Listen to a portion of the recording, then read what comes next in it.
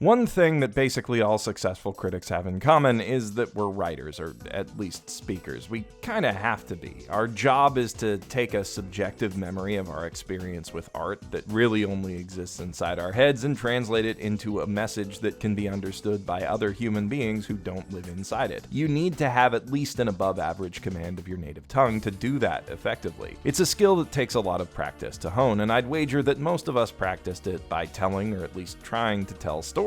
I know I did. I spent a lot of my youth on forums and role-playing threads, diving into my favorite fictional worlds with my original characters Do Not Steal, and collaborating with other writers to build new worlds. I also spent a lot of time figuring out how to word arguments with people on those forums, and occasionally writing reviews of my favorite video games. These experiences didn't just shape my ability to string a sentence together, though. They also helped to define my tastes, setting a baseline for the aspects of art that I could most easily appreciate, and forming my first critical lens. Obviously, not every critic or video essayist has the same background, but however they come to be good at what they do, that experience is also going to color how they perceive the work of others. It also kind of goes without saying that critics tend to be analytical and logical thinkers. The other part of our jobs is, after all, interpreting a causal relationship between the work before us and what we thought and felt as we were experiencing it. Reverse engineering what we perceived in the work to make conclusions about the intent and methods behind it. Without doing this, all we can really offer is a rote description of the experience, at which point you may as well just experience it yourself. If you'll permit me to extrapolate an effect from these causes, I think it only makes sense that critics tend to value stories with beautiful, meaningful language and strong underlying causal logic. We notice and enjoy it when events build on each other instead of coming out of nowhere, and when characters behave in a consistent manner that belies underlying complexity in their thought. Likewise, we're sensitive, maybe oversensitive, to logical inconsistencies in how stories are written. And these things are immensely valuable in narrative media. If they weren't, people like me who picked them apart wouldn't have an audience. But they're far from the only valuable aspect of art. And I've come to believe quite strongly that works that excel in other areas can make up for script writing shortcomings, or even do without good writing altogether. But from what I've seen of the critical landscape, both here on YouTube and on sites like Metacritic and Rotten Tomatoes, I think a lot of critics end up coloring their own work with a bit of writer chauvinism that overvalues what's critically and intellectually engaging and undervalues things that are harder to quantify, like emotional engagement, aesthetic appeal, and spectacle for the sake of spectacle. The true value of those things can lie in our critical blind spot. For a long time, it did for me. Part of the reason that this channel started as it did with my What's in an OP videos, where I analyze the cinematography, animation, and editing of anime openings, is that I wanted to push myself outside of my comfort zone as a writer, start covering those blind spots. What better way to do that than to talk about sequences that are carried almost entirely by sight and sound, and poetry in a language that I don't understand. And the reason that I've got so many different series and sub-series here, each discussing anime and other media from different fixed angles, is because I want to keep pushing the boundaries of what I'm comfortable talking about. One thing I've been somewhat reluctant to do is push outside my comfort zone in terms of how I present my ideas. If you're not aware, most of the videos on this channel are pre-scripted, which allows me to present my ideas in the most efficient way possible, but takes away a certain degree of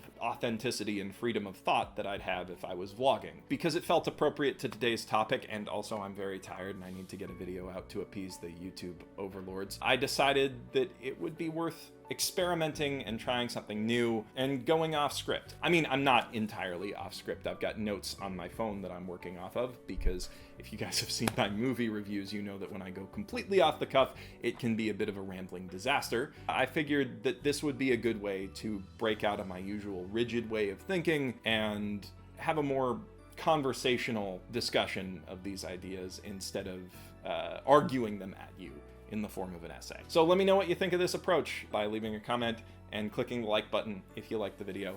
And if you don't, I'm sure you'll let me know too. This is something that I've been thinking about a lot over the last year as a result of my experience watching a few different movies. One of those movies is Edgar Wright's Baby Driver, which if you haven't seen it yet, oh man, you need to. It is one of the most intense and sublime audiovisual experiences that I have had with a movie in a long damn time. The way that that movie combines music with visuals to just suck you in is amazing. but it's a little bit flat in terms of how its characters are developed and how its story plays out. It's a very simple movie outside of the phenomenal technical achievement that is everything involved with its direction. Another one is Detective Pikachu, which is a movie that most critics have acknowledged has a pretty weak script and arguably weak acting too, but that nonetheless was an incredible experience for me because it allowed me to see Pokemon in real life, or something close to it, for the first time in my life. And the third one is Masaki Yuasa's Lu Over the Wall, which is another thing that you absolutely need to see, especially if you have any affection for the blending of music and visuals. It's a feast for the eyes, as all Masaki Yuasa products are, that leans very heavily into his obsession with classically styled animation, and that just comes to life with its music. And again, its story isn't the most complex thing. There's a few holes in it, and its characters aren't that well defined.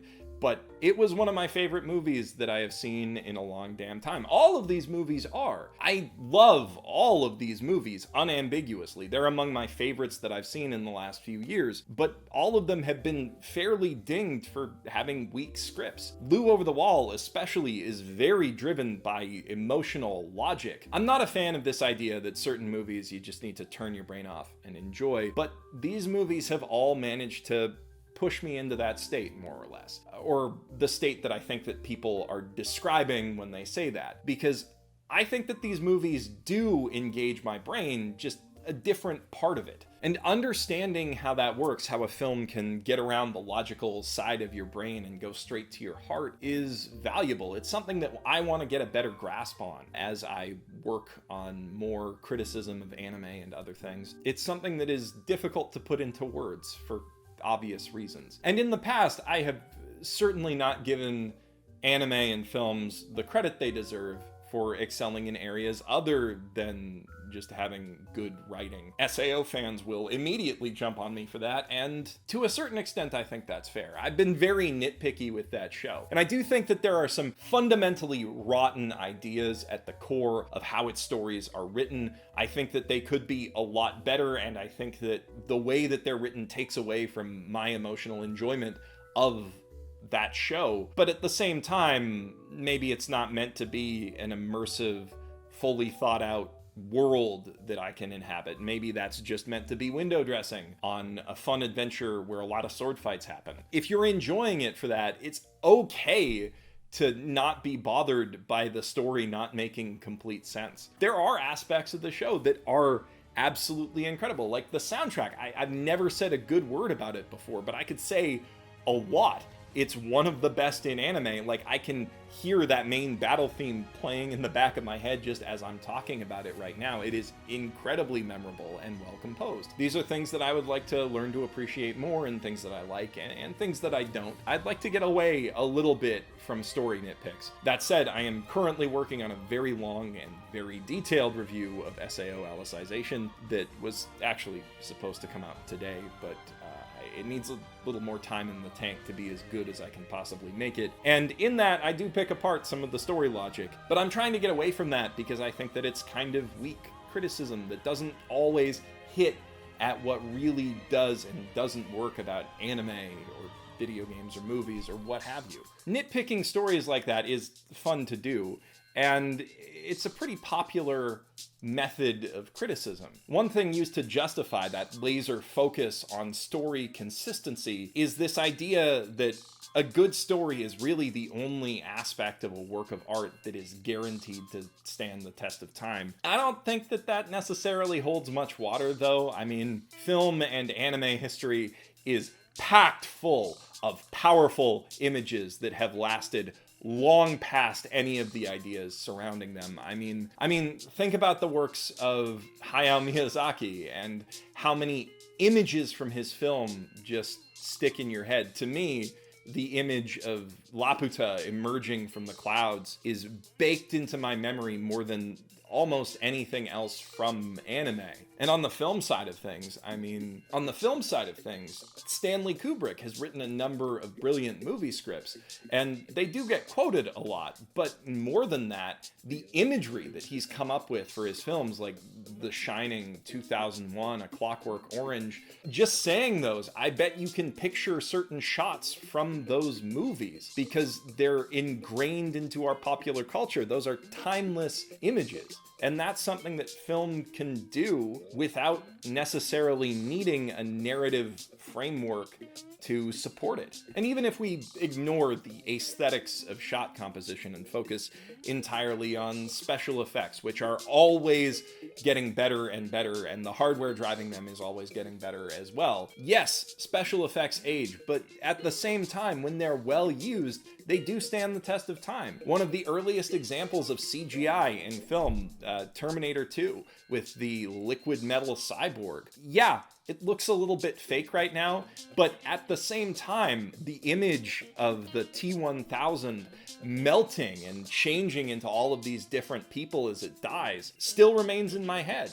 It's still an incredible sequence of film that I think stands the test of time. And the flip side of that is that our ideas are always advancing. Language is always evolving and changing. So writing doesn't necessarily stand the test of time either. Frankenstein used to be a cutting edge, extremely plausible modern work of sci-fi, and now it's an archaic collection of very well-worn tropes that fits closer into the world of fantasy. Still very good and worth reading, but the context in which we understand it has changed. And if you want to have some idea of how language evolving can change our enjoyment of great stories, just try to get a modern teenager to read Shakespeare. Shakespeare's stories are still great, and by the way, largely driven by contrivances and coincidences, because that's just how he wrote them, but that's a wholly separate point. Everything ages. Everything changes. To try to deny that or resist it is folly. But it also highlights one of the greatest functions of art, which is to capture our perception of beauty in one moment in time and preserve it so that in the future people can look back and interpret it through a modern lens. There is value in spectacles that take our breath away in a moment.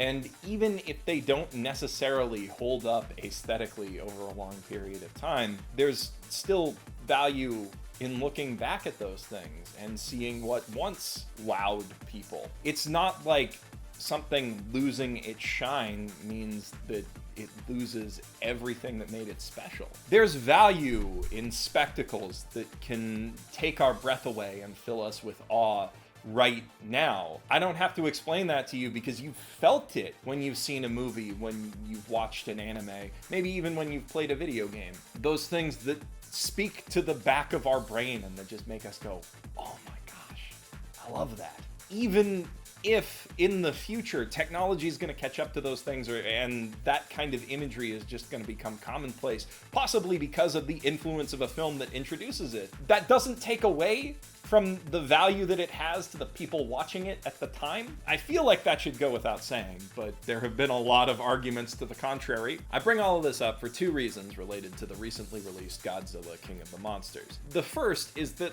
a lot of critics are dunking on this movie for having too much giant monsters fighting, which seems to be the main thing that everybody's going to see it for, so that criticism rings a little hollow. But at the same time, I saw the movie, and I want you to keep in mind, it was one of my most anticipated movies of the year. When I saw the recently released trailer in theaters, it blew me away, and I was so excited to see this movie, and I walked out of the theater feeling profoundly disappointed with it. And I think a lot of the causes of that disappointment arise from the filmmakers trying to fit this movie into our idea of what a blockbuster movie needs to be. Godzilla has lots of giant monsters fighting, including, thankfully, a lot of Godzilla, but it's also got a huge pack of completely useless human characters who say nothing of value for over 2 hours, but also never shut up. And I hate it. Godzilla is the real protagonist of this movie. And when the filmmakers focus on that as their vision, it is breathtaking. But the film just doesn't give it room to breathe. It was obviously edited and reshot a lot after test screenings, which said that it had a whole bunch of completely uninterrupted kaiju fights. There's a lot of scenes that take place within a helicarrier, a marine base, and a few other interior scenes that could be any generic sci-fi command deck that were obviously filmed on a soundstage in a very short period of time in order to pad out the movie and explain things that people didn't get when they just watched it. And those drag the whole movie down. I didn't necessarily see this movie purely for the sake of seeing giant monsters come to life in front of me. What sold me on it was these shots in the trailer that are basically Renaissance paintings of kaiju descending from the heavens as gods reclaiming the earth. And that imagery is what I wanted to just soak in when I came to see this movie. More than the large-scale destruction that we've already kind of seen in Pacific Rim and the earlier Godzilla and the Michael Bay Transformers movies. That was what put my ass in the theater as somebody who is a casual Godzilla fan, not a hardcore Godzilla fan. And I feel like I was sold a bill of goods on that by the trailer, because those shots are in the movie, but they're there for all of 5 seconds. It's edited in a very fast-paced way where there's a new shot every few seconds. A lot of those shots are interior shots of people just reacting to what we've just seen and explaining it as though we couldn't understand it from the beautiful visual storytelling. This really strikes me as one of those movies where the film executives thought very lowly of their audiences and were like, well, that confused me, and if I was confused, then the people seeing this movie will be confused. So we need to have Ken Watanabe and a bunch of other A-list actors explain everything to the audience like they're 5. I just wish that the movie would have confidence in the incredible breathtaking imagery that it's presenting and just let it speak for itself and slow things down to let that happen instead of constantly cutting away from it. And don't get me wrong, it is a very visceral and exciting film to watch, and if you are a big fan of Godzilla and these other kaiju and you want to see them come to life in a way that you've never seen them come to life before, you're going to be very satisfied with that. But at the same time, and I can't emphasize this enough, it's got some of the most jaw-dropping, smack you in the face, come over here and fuck me right now, gorgeous images in the history of film. And I just wish that it would leave them on screen long enough that I can appreciate them. And the real kick in the teeth is that the film could have both. It could have the visceral, exciting, down in the street Godzilla towering above you, scale shock shots that it has, and this explosive, fast editing that makes it really exciting. And it could have these slow moments where you just sit in awe at the majesty of King Ghidorah and Mothra and Godzilla and Rodan. But it slices those moments down to be as fast as possible in order to cram in more and more and more bullshit that I don't care about, and that I don't think anybody seeing this movie cares about, and that I don't think anybody who was working on this movie really cares about either. Now, a big part of this negative reaction that I'm having is, admittedly, that I expected this film to be something that it's not. I think that if I wasn't expecting this to be something that I'd absolutely love, I would have appreciated the parts that I could like a lot more. To me, all of the things holding this movie back are born from attempts to tick off boxes on a critical checklist of things that we've all just kind of agreed that a movie needs. But those needs are born from the biases of a group of people that doesn't represent what the entire movie-going population wants, and that sometimes is directly opposed to that. Conventional filmmaking and storytelling wisdom says that we need a central, identifiable human character that we can latch onto, but does this movie really need to focus half of its runtime on Kyle Chandler's awkward and convoluted, rocky divorce? Does it need to have a massive cast of wasted A and B list actors sitting on a soundstage explaining things that we should be able to intuitively grasp because the filmmaking is strong enough for it to be understood? The most powerful moments in this movie by far are Millie Bobby Brown's creation of Adam moment with Mothra and Ken Watanabe's communion with Godzilla in the massive irradiated underwater temple that he calls home. Is there not an interesting enough story in exploring man's relationship with these old gods instead of man's relationship with his bitch ex-wife and her terrible co-workers? I think that there is. I think that that story could be told simply and succinctly, with mostly people going, oh fuck, there's a bunch of giant monsters fighting, and then we just see the giant monsters fighting, and that's it. That's all we need. There is a great, profound, moving, truly beautiful and spectacular movie buried under a pretty good one here. That's why I'm mad, even though I think this movie will satisfy a lot of Godzilla fans. And the things that are burying that great movie are largely attempts to capitulate to a bunch of people who, surprise, don't seem to appreciate what it's going for anyway. There's this post from the Onion AV Club going around that says you can't just have 2.5 hours of giant monsters fighting each other like a WWE highlight reel. And my question is, why not? Why do we have to staple that thing that there is clear value in, because that's what everybody watching this movie is paying to see? Why do we have to staple that to a plot that nobody seeing this cares about, that nobody making it gave a real shit about, that is just there to satisfy arbitrary demands of what a film should be? I think that we've become too rigid in what does and doesn't make for a good movie, or a good anime, or a good video game. I want to get away in the future from this language that I've been using a lot of this movie is good, this anime is good, this anime is bad. While I do think that there are things that are good and bad at the same time, what's more interesting to me is how I react to it and how other people react to it. I really appreciate and love that so many of you guys seem to value my perspective on anime and film and games, and that you allow my perspective to inform your choices in what you watch. And I understand the necessity of that, because there's so much content out there and it is so expensive to consume it all, and so time consuming to consume it all, that you need people to help you sort through it.